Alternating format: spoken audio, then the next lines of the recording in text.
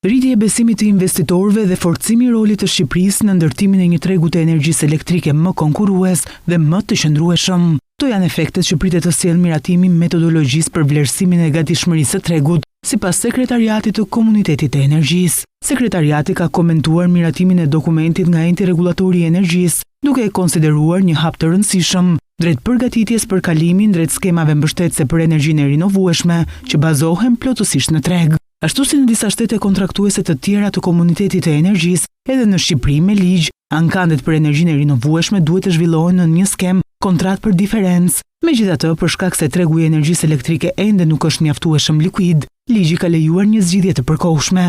Në praktik, prodhuesve u janë dhënë marrëveshje afatgjata për blerjen e energjisë me çmime fikse, me kusht që këto kontrata do konvertohen në marrëveshje të mirëfillta kontratë për diferencë. Sapo tregu të jetë gati, metodologjia e miratuar pritet të nxjisë procesin për këtë konvertim, vlerëson sekretariati. Sipas kësaj skeme, prodhuesi do shesin energjinë e tyre drejt për drejt në tregun ditor, por do mbeten të mbrojtur nga luhatjet e çmimeve përmes mekanizmit kontratë për diferencë. Pra nëse çmimet e tregut bien në nivelin e dakorduar, ata marrin pagesë për të mbuluar diferencën. Nëse çmimet ngjiten mbi të, ata e kthejnë tepricën. Sipas metodologjisë së miratuar, ERE do përfundojë vlerësimin e parë të gatishmërisë së tregut brenda 6 muajve.